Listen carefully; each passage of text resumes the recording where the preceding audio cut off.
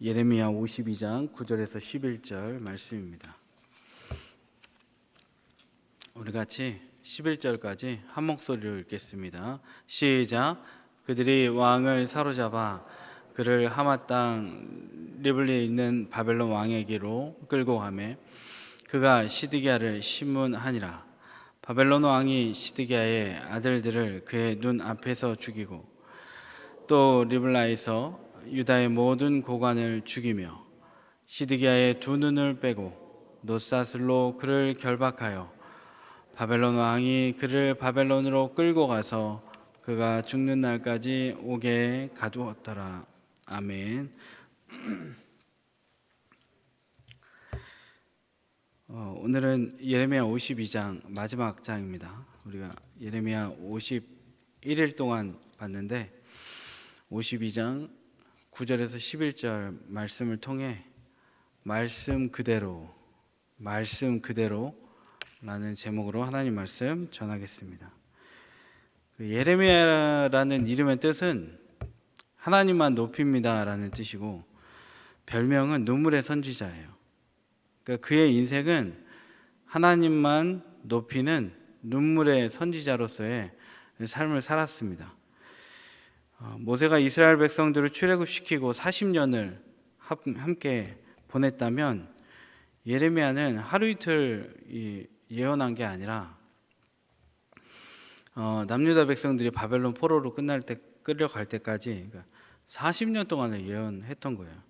40년 동안 눈물의 선지자로 그 생을 살았던 것이죠. 예레미야는 제사장 가문의 출신입니다.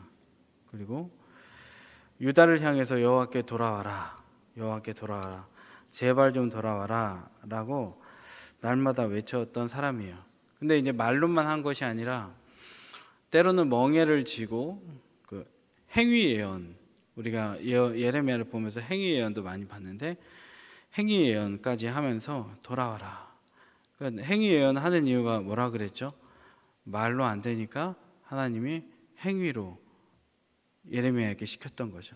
그러니까 행위로 안 되니까 또 마지막에 뭘로 오게 됐죠?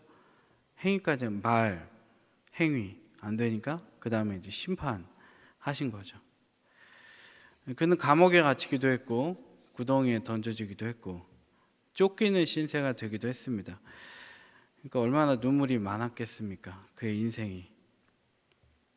그런데 오늘 마지막 그 예레미야서 52장에 이르러서는 이제 유다 예루살렘의 이 최후에 대해서 역사적으로 상세히 기술하는 내용이 오늘 그 예레미야 52장에 나오는 거예요. 마지막으로 유다가 그 예루살렘 성이 어떻게 망하는가 그걸 기술하고 있습니다. 오늘 이 52장 볼 건데 52장을 이렇게 그냥 무심코 보면 시드기야가 또 죽는구나 생각할 수 있거든요.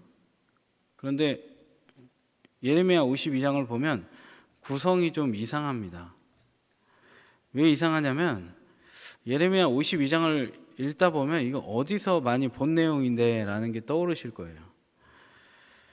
어디서 읽은 듯한데 근데 어디서 읽으셨냐면 여러분 예레미야 39장에서 읽으셨어요. 예레미야 39장에 있는 내용이 예레미야 52장의 내용하고 거의 흡사합니다. 먼저 오늘 본문 52장 9절에서 11절을 다시 한번 볼 텐데요. 같이 한번 읽겠습니다. 9절에서 11절 시작. 그들이 왕을 사로잡아 그를 하맛 땅 리블라에 있는 바벨론 왕에게로 끌고 가매 그가 시드기야를 심문하니라. 바벨론 왕이 시드기야의 아들들을 그의 눈 앞에서 죽이고 또 리블라에서 유다의 모든 고관을 죽이며 시드기야의 두 눈을 빼고 놋사슬로 그를 결박하여 바벨론 왕이 그를 바벨론으로 끌고 와서 그가 죽는 날까지 오게 가두었더라. 이걸 잘 기억하시고요. 성경이 있으신 분은 예레미야 39장을 한번 펴보시겠습니까? 이렇게 손가락을 하나 끼워 놓으시고 예레미야 39장 앞으로 몇 장만 넘어가면 있습니다. 찾으셨죠? 39장 6절 7절을 한번 읽어보겠습니다. 6절, 7절 시작.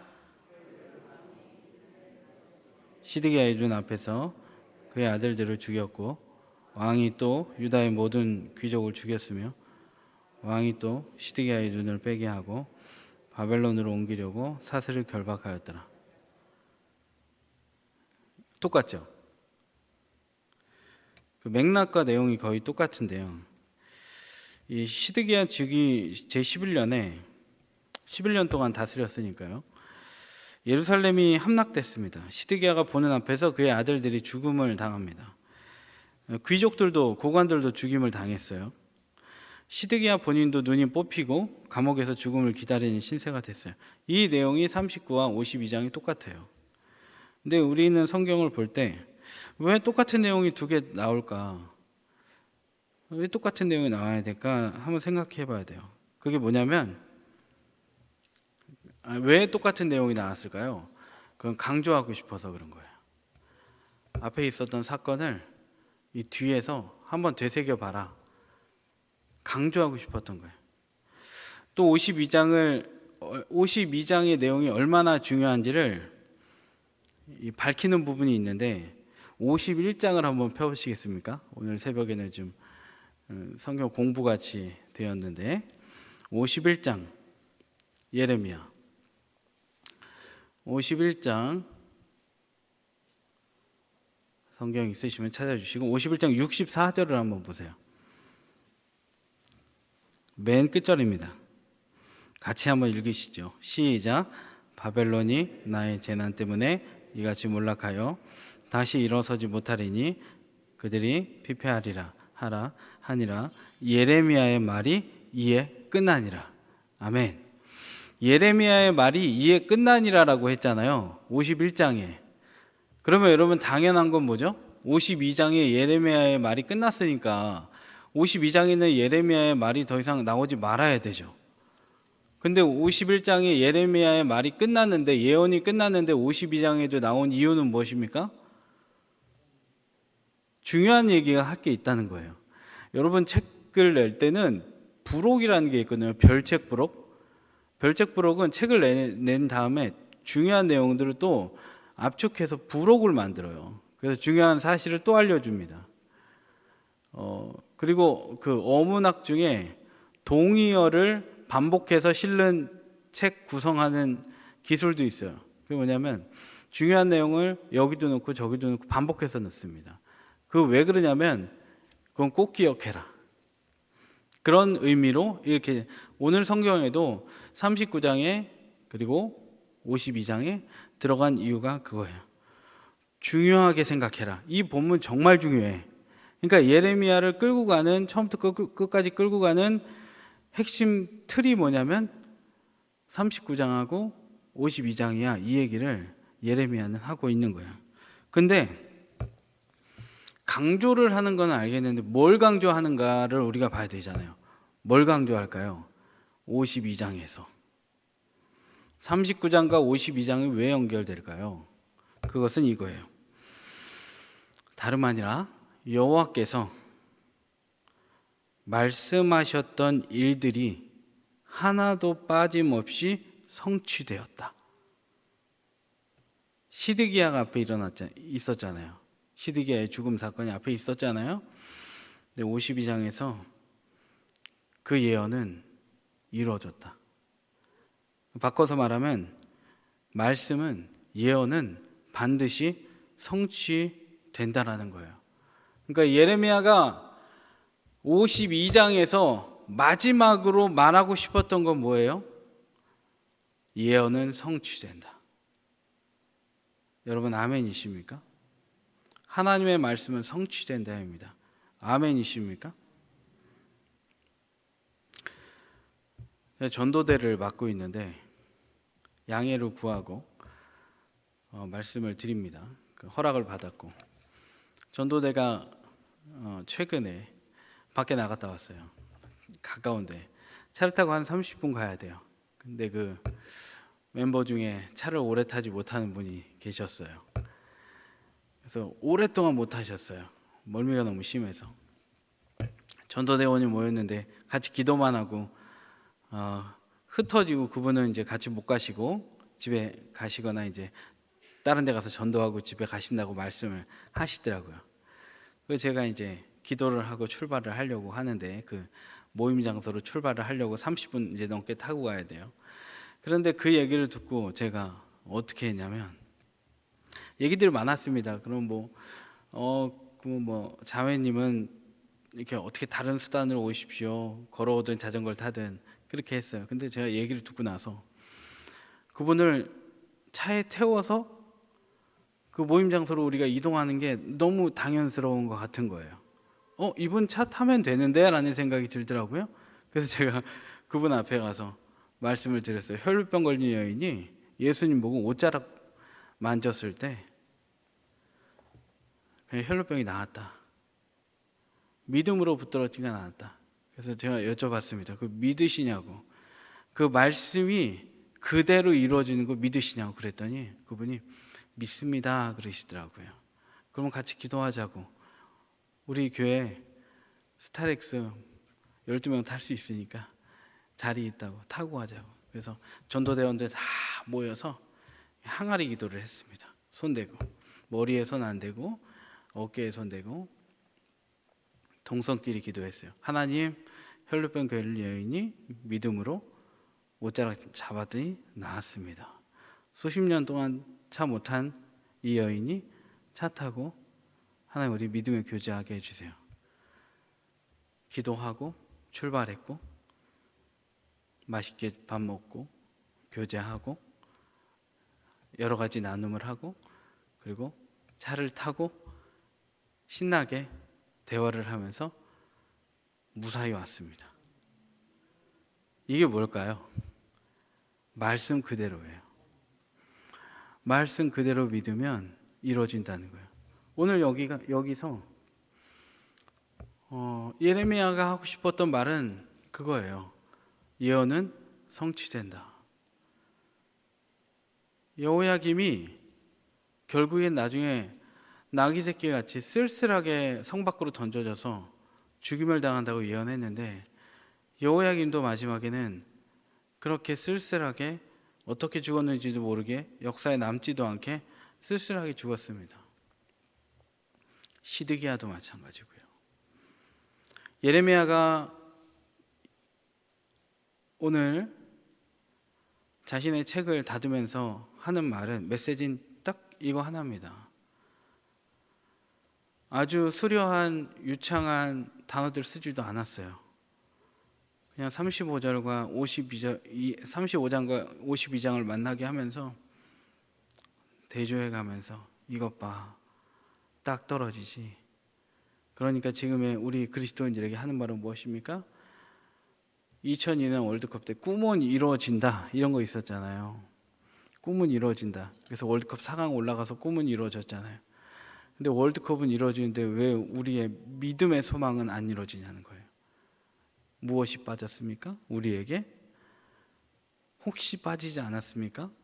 말씀이 이루어질 것이라는 강한 믿음이 우리에게 부족하지 않나? 우리는 돌아봐야 한다라는 거예요. 예레미야는 분명히 믿었습니다. 말씀은 이루어진다. 시드기야는 믿지 않았습니다. 그러니까 바벨론 포로로 끌려갈 때 난 안 끌려갈 거야. 난 항복 안 할 거야. 내가 저기 왜 끌려가? 이렇게 합니다. 심판 다음에 뭐가 있다 그랬죠? 구원이 있는데 시드기야는 그걸 못 믿은 거예요. 여호야김은 어떻게 했습니까? 예레미야의 말씀을 받아 쓴 바룩이 말씀을 받아 썼을 때 그것이 여호야김 앞에까지 왔을 때 두루마리에 써있던 그 성경의 내용을 쭉 보더니 이거 말도 안 돼. 우리가 어떻게 포로로 끌려가? 말도 안 돼. 어떻게 항복을 해? 그러면서 성경을 찢어가지고 두루마리 찢어서 화로에 집어넣어가지고 불 태워버렸잖아요. 말씀이 우리한테 오면 이것이 진실임을 믿고 우리는 지난 설교 제목과 같이 말씀을 찢는 게 아니라 내 마음을 찢고 하나님 앞에 회개하고 돌이켜야 하는데 우리는 말씀을 찢어버립니다. 그대로 살지 않겠다고 합니다.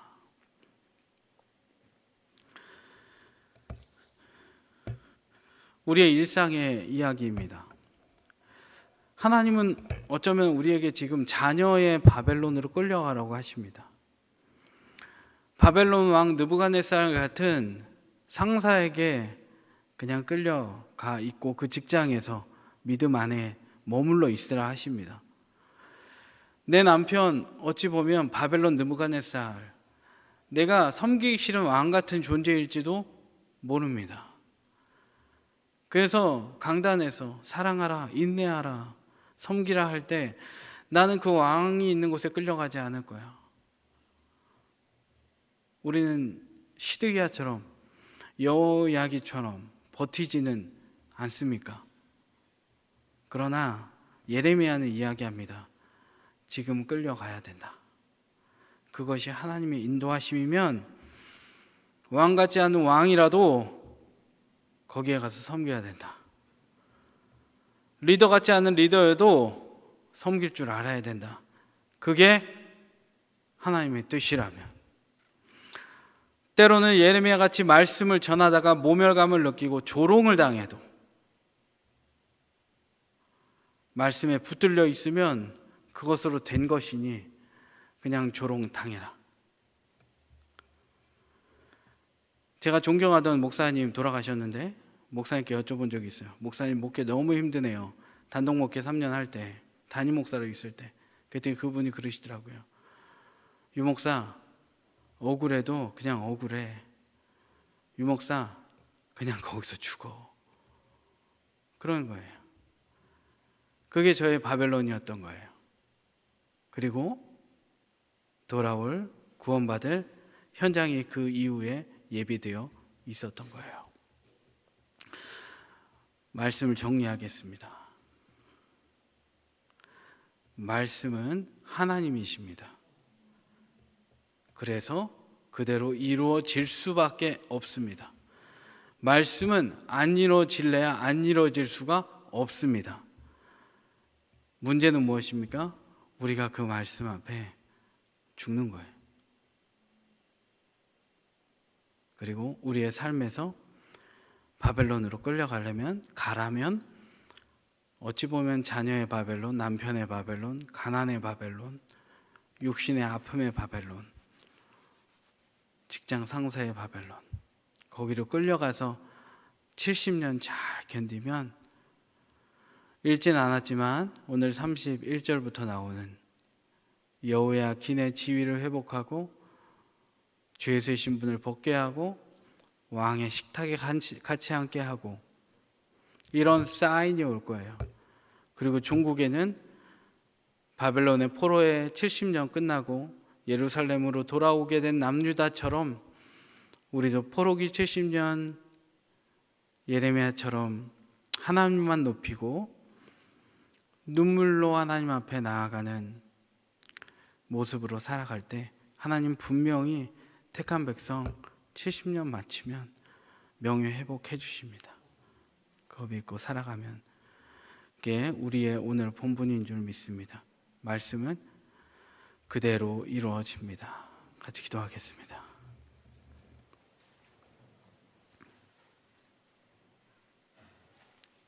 하나님, 말씀을 의심치 않게 하여 주옵소서. 어린아이가 전하는 말씀일지라도 의심하거나 그 말씀을 전한 자를 무시하지 않게 하여 주옵소서. 말씀은 말씀일 뿐입니다. 말씀을 경외하고 사랑하고 죽기까지 지켜 또 두려움으로 경외함으로 오늘도 내일도 살아내서 말씀 무시하고 말씀 전하는 예레미야 무시해서 조롱해서 눈이 뽑히고 성 밖에 던져져서 어떻게 죽었는지도 모르는